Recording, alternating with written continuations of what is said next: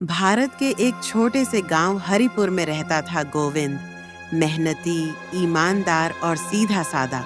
लेकिन उसकी किस्मत जैसे उससे हमेशा मजाक करती रहती थी। गोविंद खेत में फावड़ा चला रहा था, तपती धूप में पसीने से लथपथ चेहरा, पर हिम्मत अब भी बाकी थी। खेत बंजर पड़ा था। हे भगवान, मैं दिन रात मेहनत करता हूँ, फिर भी पेट भर अन्न नहीं मिलता। क्या यही मेरा भाग्य है? तभी उसका दोस्त रमेश वहां आता है। गोविंद, तेरे खेत तो हमेशा बंजर ही रहते हैं। लगता है भगवान ने तुझे मेहनत के लिए बनाया है, सुख के लिए नहीं। शायद तू सही कहता है रमेश। सब कुछ भाग्य का लिखा होता है। अबे, तेरे हिस्से का तो भगवान भी भूल गया। पूरा गांव कहता है तू जन्मजात बदकिस्मत है। ज्यादा खींखी करके दांत ना दिखाओ, बड़े आए। हमने भी सुना है लोग क्या कह रहे हैं, पर प्रीतम अंदर से एक आवाज कहती है, हमारी तकदीर बदलेगी, चाहे कोई माने या ना माने, हम मानते हैं। अबे, तू भी ना गोविंद सपनों की रोटी पर जिंदा है। कम से कम हमारा दिल तो जिंदा है, प्रीतम, और उम्मीद भी। रमेश हंसते हुए वहां से चले जाता है।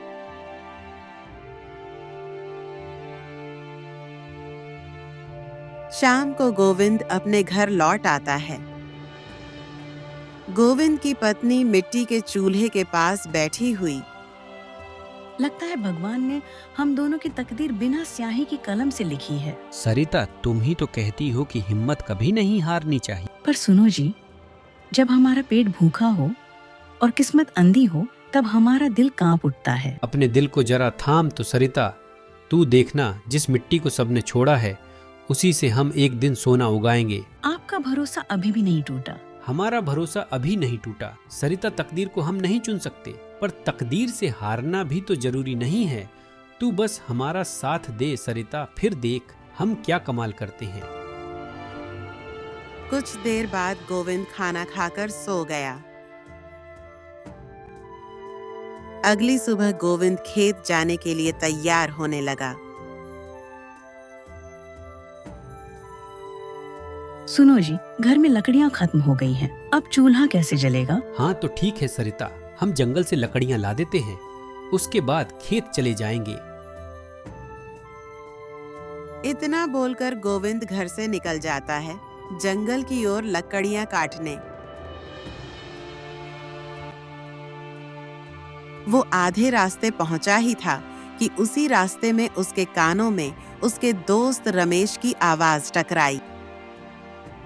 अरे गोविंद, तू यहाँ इस वक्त तो तू खेत में होता है, आज जंगल में क्यों जा रहा है? अरे वो क्या है कि घर में लकड़ियां खत्म हो गई। खेत का काम हम बाद में करेंगे, पहले सरिता के चूल्हे की चिंता तो दूर कर दें। पर आज तेरे चेहरे पे बड़ी टेंशन दिख रही है, क्या बात है? अब तुम हमारी हालत तो जानते हो रमेश। गांव में हर कोई हमारी तकदीर का मजाक उड़ाता है। हम दिन रात मेहनत करते हैं, पर पता नहीं कहां से कोई ना कोई आफत आ ही जाती है। अरे यहाँ तक कि हमारी सरिता भी हमारी तकदीर को कोसती हैं। गांव वाले तो खाली बैठे रहते हैं, उनका काम ही है दूसरों की बुराई करना। इंसान की तकदीर से ज्यादा उसकी सोच मायने रखती है। तुम्हारी सोच साफ है, तुम्हारा दिल सच्चा है, एक दिन यही सोच तुम्हें बहुत आगे ले जाएगी। गोविंद। ये कहकर रमेश घर की ओर चला गया और गोविंद जंगल की ओर लकड़ियां ढूंढने निकल गया। पर इस बार उसके मन में कुछ और ही चल रहा था। अरे कभी भी कुछ ठीक क्यों नहीं होता है? हम दिन रात मेहनत करते हैं, दुआएं भी मिलती हैं, फिर भी हर बार सब बिगड़ ही क्यों जाता है भगवान, ये क्या हो रहा है मेरे साथ? सोचते हुए वो जंगल में लकड़ियां काटने लगा।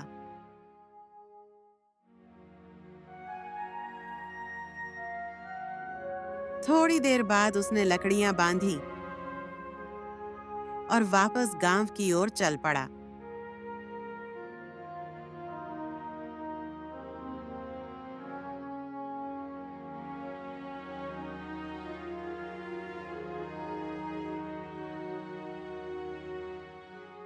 अरे ये हम किस रास्ते पर आ पहुंचे? लगता है जैसे भटक ही गए हों। गोविंद जंगल के इस कोने में आज तक कभी नहीं आया था। और तभी बादलों ने भी जोर से बरसना शुरू कर दिया। अरे बाप रे, अब तो ऊपर से बारिश की मुसीबत भी है। भगवान, ये सब मेरे साथ ही क्यों होता है? तेजी से छांव या किसी जगह की तलाश में इधर उधर भागने लगा। तभी अचानक सामने एक टूटी फूटी वीरान हवेली नजर आई। शायद वही पुरानी हवेली होगी जिसके बारे में लोग कहते हैं कि यहाँ अजीब अजीब आवाजें सुनाई देती हैं। ओह भगवान, ये तो कई सालों से खाली पड़ी लगती है। बारिश से बचने के लिए चलो गोविंद, अंदर ही चलते हैं।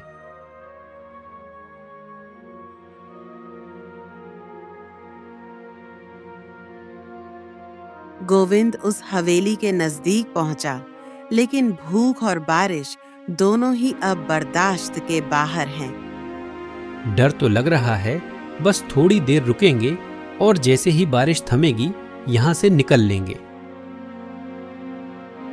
जैसे ही उसने हवेली में कदम रखा, उसकी आंखें हैरानी से खुली रह गईं। अंदर का नजारा बाहर जैसा बिल्कुल नहीं था। टूटी फूटी दीवारों की जगह अंदर हर तरफ शाही साज सज्जा थी। दीवारों पर पुराने चित्र, जमीन पर रेशमी गलीचे और बीचों बीच रखी एक अनमोल बंदूक। ये कैसे मुमकिन है? बाहर से तो खंडहर और अंदर किसी राजा का महल। गोविंद सब कुछ भूलकर आगे बढ़ा। तभी एक कमरे से अजीब आवाजें सुनाई दीं। गोविंद उस कमरे की ओर बढ़ गया।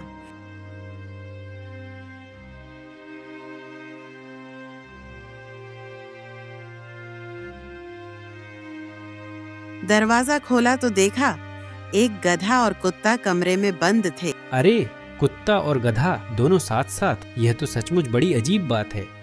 इस वीरान हवेली के अंदर ये दोनों क्या कर रहे हैं? और जरा इन पर नजर डालो। इस कुत्ते को तो देखो, ऐसा लगता है जैसे यह रोज खाता पीता है। इसके शरीर में रौनक है। लेकिन उस गधे को देखो तो अभी अभी आया गया मालूम पड़ता है। अचानक गधा इंसानी आवाज में बोला, आखिरकार तू आ ही गया गोविंद, पर तूने देर कर दी। कुत्ता भी बोल पड़ा, देर से आने पर भी आना बेहतर है। सुबह का भूला अगर शाम को लौट आए तो उसे भटकना नहीं कहते। ये सुनकर गोविंद घबरा गया। ये कैसे हो सकता है? तुम तो एक साधारण जानवर हो, फिर इंसानों की तरह इतनी साफ आवाज में बातें कैसे कर रहे हो? क्या मैं सपना देख रहा हूँ या फिर सच में मेरी आंखों के सामने कोई चमत्कार हो रहा है? तुम जानवर होकर इंसानों की तरह कैसे बोल सकते हो? गधा हंसते हुए बोला, इसका रहस्य अभी नहीं बता सकते, पर इतना जान ले कि हमें वरदान मिला है। मैं इंसान को सही राह दिखाता हूँ और ये कुत्ता विनाश की। तू पहला मनुष्य है जो यहाँ आया है। कुत्ता बोला, और तू बड़ा भाग्यशाली है, क्योंकि इस हवेली में तू पहला इंसान है जो आया है। यह सुनकर गोविंद चौंक गया। गधा फिर बोला, हाँ, और डर मत, हम तेरा कोई नुकसान नहीं करेंगे। सुन, मुझे वरदान मिला है कि मैं इंसान को सही राह दिखा सकता हूँ। कुत्ता बीच में बोलते हुए, और मुझे यह वरदान मिला है कि मैं इंसान को गलत राह दिखा सकता हूँ। यह सुनकर गोविंद चौंक गया और बोला, इसका मतलब? कुत्ता इंसानी आवाज में बोला, मतलब साफ है भाई, किस्मत तो हम नहीं लिखते, लेकिन मौके जरूर दिखाते हैं। एक राह भलाई की होती है और एक राह बर्बादी की। जो तू चुनेगा उसी से तेरी किस्मत बनेगी। गोविंद आश्चर्य से उन दोनों को देखने लगा और बोला, तुम्हारी बातें कुछ कुछ समझ में आ रही हैं, पर कुछ तो बिल्कुल उलझी हुई हैं।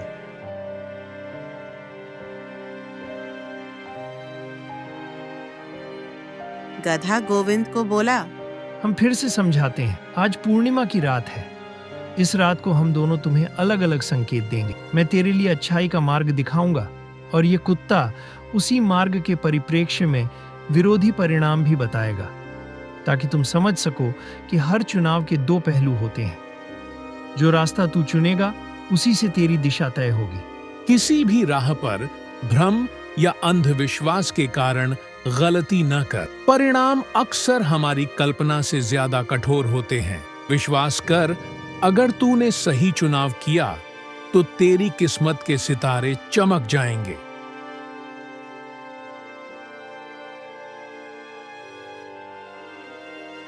गोविंद गहरी सांसें लेकर बोला, ठीक है, मैं तैयार हूँ। बताओ कहाँ जाना है?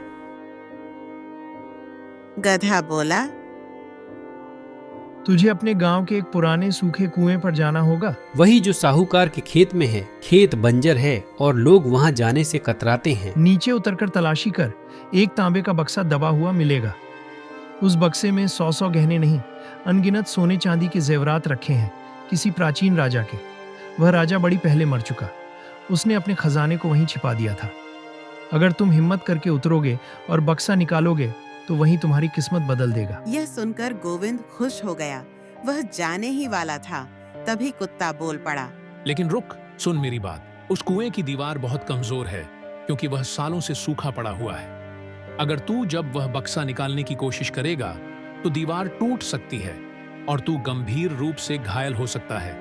चोट इतनी गंभीर हो सकती है कि हालात खतरे से भरे हों। इसीलिए यह तरीका सुरक्षित नहीं है। सुन, तू सीधे साहूकार की हवेली में जा। वहां एक कमरा है जिसे साहूकार बंद नहीं रखता, लेकिन उस कमरे में बहुत सारा सोना चांदी रखा हुआ है। इस रहस्य को केवल साहूकार जानता है। तू चोरी कर ले, किसी को शक भी नहीं होगा। उस कमरे में भी बहुत अधिक सोने और चांदी के गहने रखे हुए हैं। गोविंद सोचने लगा और फिर बोला, ठीक है, अभी कोई फैसला नहीं करूंगा। अगली पूर्णिमा पर लौटकर निर्णय लूंगा। चलो भाई। रुको गोविंद, जाने से पहले एक बात गांठ बांध लो। हमारे रहस्य की चर्चा अगर तुमने किसी से भी की तो अगली पूर्णिमा की रात यह हवेली तुम्हारी आंखों से ओझल हो जाएगी। चाहे जितनी कोशिश कर लो, तुम इसका रास्ता कभी नहीं ढूंढ पाओगे। गोविंद सीधा उस सूखी जमीन की तरफ बढ़ गया जो साहूकार की थी। खेत की ओर जाते हुए वो बड़बड़ाने लगा, इस बार ऐसा लग रहा है सच में हमारी तकदीर बदलने वाली है। हाँ गोविंद।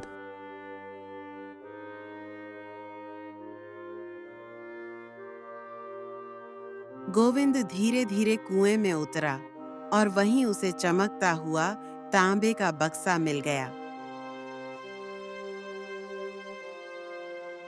गोविंद वह बक्सा लेकर धीरे धीरे कुएं से बाहर निकल आया। रात के सन्नाटे में वह अपने घर की ओर बढ़ गया। घर पहुंचते ही जब उसने वो बक्सा खोला तो उसमें ढेरों सोने के सिक्के देखकर उसकी पत्नी हैरान रह गई। इतने सारे सोने के सिक्के आपके पास कहाँ से आए? अरे सरिता, बस समझ लो यही हमारी तकदीर में लिखा था। और सरिता, विश्वास करो, तुम्हारा पति कभी चोरी नहीं कर सकता। गोविंद की पत्नी भावुक हो गई और बोली, मुझे पूरा विश्वास है आप कभी कोई गलत काम नहीं कर सकते। उस दिन के बाद से गोविंद की जिंदगी पूरी तरह बदल गई। उसकी पुरानी झोपड़ी की जगह अब एक सुंदर मकान खड़ा था। उसने खेती का काम छोड़कर कारोबार शुरू किया और मेहनत के दम पर धीरे धीरे समृद्ध और सम्मानित व्यक्ति बन गया। अगली पूर्णिमा की रात गोविंद फिर से उस रहस्यमय जगह पर पहुंचा जहां कुत्ता और गधा पहले से ही प्रतीक्षा में दिखे। अच्छाई की राह चुन ली तूने, ये तो सच में अच्छी बात है। ठीक है, अब देखते हैं आगे तेरे साथ क्या होने वाला है। सुनो ध्यान से। राजा वीरेंद्र सिंह अपने महल में युवाओं की परीक्षा रख रहा है। जो विजेता बनेगा वही दरबार का संदेशवाहक बनेगा। तुम भी अपनी किस्मत आजमाओ। राह कठिन हो सकती है पर जाना जरूर। पर अगर तू वहां गया तो पहरेदार तुझ पर टूट पड़ेंगे। फिर तू क्या करेगा? क्या तू वहां जाकर राजा की सेवा निभाएगा? वरना सीमा पर एक सराय है जहां से व्यापारी गुजरते हैं। वहां से माल छीनकर जल्दी अमीर होना संभव है। गोविंद ने गधे की बात मानी।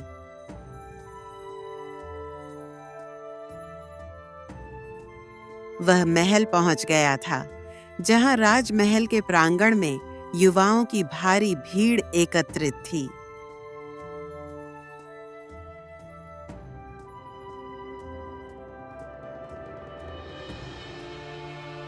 आज होगी 3 परीक्षाएं ताकत, समझ और सब्र की। जो इन तीनों में खरा उतरेगा वही कहलाएगा हमारा सच्चा संदेशवाहक। पहली परीक्षा ताकत। राजा की ओर से सैनिक आता है। सबसे पहली चुनौती है हाथियों को साधना। जो उन्हें काबू में कर ले वही आगे बढ़ने का हकदार होगा। गोविंद शांत कदमों से हाथी के सामने आता है, उसकी आंखों में देखता है, धीरे धीरे पास जाकर उसके कानों को सहलाता है और उसे शांति से बैठा देता है। ओए, इसने तो कर दिखाया।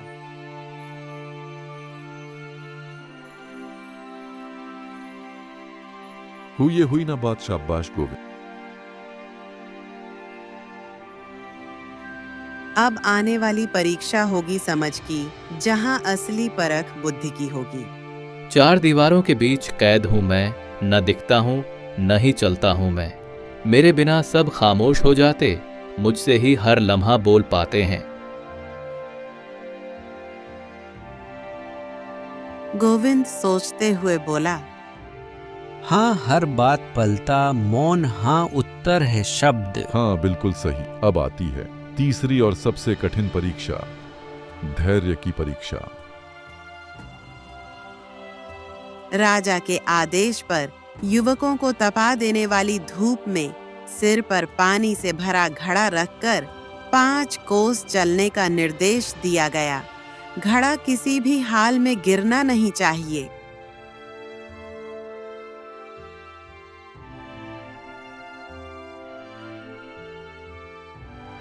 गोविंद पूरे रास्ते मौन, शांत, संयमित रहता है, घड़ा नहीं गिराता।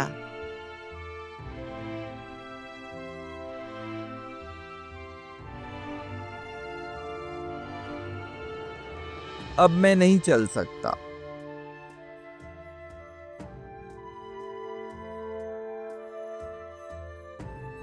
अरे बाप रे, मैं भी नहीं चल सकता अब। पर गोविंद ने न तो पानी गिरने दिया, न ही उसने थकान को अपने ऊपर हावी होने दिया।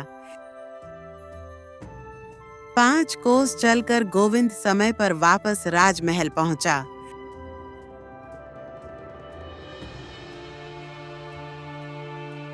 हम तीनों परीक्षाओं में जिसने सफलता हासिल की है वही गोविंद है। आज से उसे राजदरबार का मुख्य संदेशवाहक घोषित किया जाता है। दरबार गूंजता है, जय हो जय हो। हम सदैव अपने राजा वीरेंद्र सिंह की सेवा में समर्पित हैं। राजा की जय हो। इस प्रकार गोविंद ने दूसरी पूर्णिमा की रात भी नेकी का मार्ग अपनाया और उसकी जिंदगी एक नए मोड़ की ओर बढ़ चली। गांव के लोग गोविंद को हमेशा बदकिस्मत मानते थे।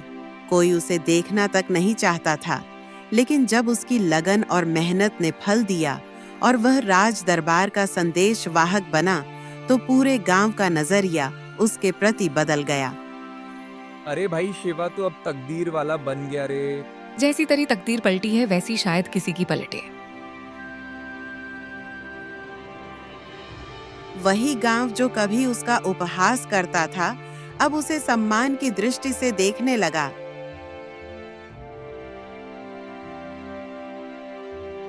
समय गुजरता रहा, पर पूर्णिमा की रात आते ही गोविंद को फिर से तोते और गधे की याद आई।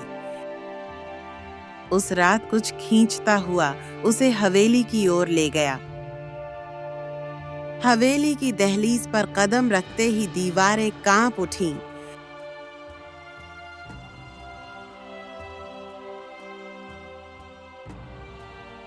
अंदर बैठा कुत्ता और गधा गोविंद को देखकर चौंक उठे।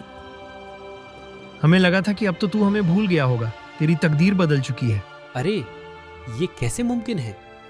मैं भला तुम दोनों को कैसे भूल सकता हूँ? लेकिन आज मैं किसी चाह या मकसद से नहीं आया। आज तो मैं सिर्फ ये जानने आया हूँ, तुम दोनों आखिर हो कौन? हाँ, अब वक्त आ गया है सच्चाई बताने का और हमारे श्राप से मुक्त होने का। तू हमेशा नेक राह पर चला, इसीलिए आज आजादी का सुख पा रहा है। हम तो बस दिशा दिखाने वाले हैं, यही हमारी नियति है। फैसला तेरा, हिसाब उसका। तू भाग्यशाली है क्योंकि तूने सही राह चुनी। तुम सच में हमारी मदद कर रहे थे या हमें भटका रहे थे? हम इस हवेली के अधूरे श्राप हैं। सुनो, 100 साल पहले यहाँ के शासक ने किस्मत के रहस्यों को जानने का संकल्प लिया था। उसे विश्वास था कि अगर किसी इंसान की आत्मा में झांका जाए तो उसकी किस्मत की लकीरें पढ़ी जा सकती हैं। और फिर राजा ने अपने मंत्रों का प्रयोग किया, पर देवता नाराज हो गए। राजा का अंत हो गया, मगर उसके 2 सेवक इस श्राप में बंध गए। इस श्राप से मुक्ति का एक ही उपाय था, किसी इंसान को 2 रास्ते दिखाना, ताकि वह हर बार सच्चाई और नेकी का रास्ता चुने। गोविंद ने हमेशा वही राह चुनी जो मुश्किल थी पर सही थी। उसी पल कुत्ता और गधा चमकदार रोशनी में बदलकर 2 पुरुषों के रूप में प्रकट हुए और फिर धीरे धीरे विलीन हो गए। गोविंद शांत खड़ा रहा, उसे अब सब समझ आ चुका था। हाँ, तो अब मैं इस रहस्य को हमेशा बनाए रखूंगा। तुम लोगों का बहुत बहुत धन्यवाद। इतना कहकर गोविंद मुस्कुराया और हवेली से बाहर निकल आया। तकदीर वही करती है जो इंसान के कर्मों से जुड़ी हो, जो सही राह चुनता है। तकदीर खुद उसके आगे झुक जाती है। गोविंद की कहानी बस एक कहानी नहीं, हर इंसान के अंदर छुपे उस तकदीर वाले की गवाही है